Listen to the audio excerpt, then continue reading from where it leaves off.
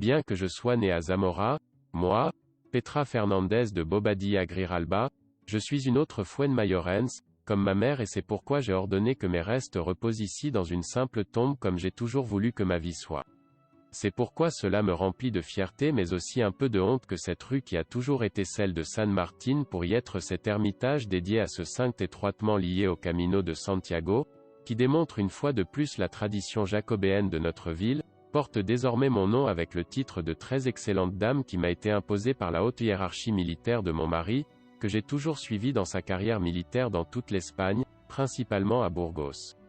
Mais, déjà dans ma vieillesse, j'ai consacré mon illusion et ma fortune en achetant la maison qui jouxte cet ermitage et en y fondant un couvent qu'en 1917 j'ai fait don à la congrégation des filles de la Croix qui venaient de leur mère maison à Irún pour se consacrer principalement à l'enseignement.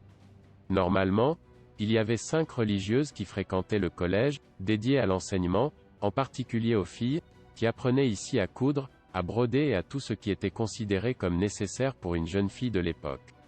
L'école offrait une éducation gratuite aux garçons et aux filles pauvres, en particulier aux filles, car la plupart des garçons fréquentaient l'école nationale située dans l'actuel bâtiment de l'hôtel de ville.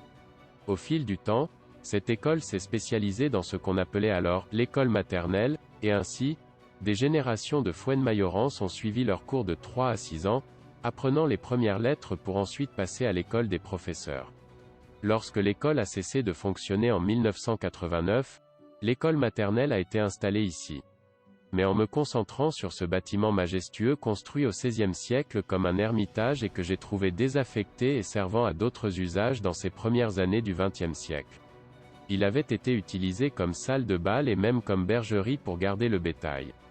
Pas en vain, les plus anciens du lieu se souviennent du dicton qui était alors chanté, « Ermitage de San Martín, ermitage sans saint à l'intérieur », qui servait auparavant de danse, et maintenant vous servez de couvent.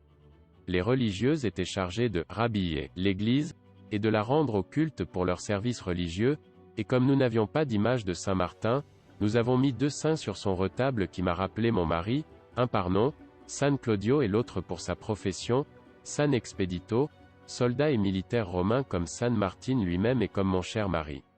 Dans la décennie des années 70 du siècle dernier, mes chers moniales ont fait don de l'ermitage à la paroisse, qui s'est réformée et est devenue une maison paroissiale qui, en plus du curé, abrite une grande salle de réunion au rez-de-chaussée. Et bureaux paroissiaux pour la catéchèse et les activités paroissiales.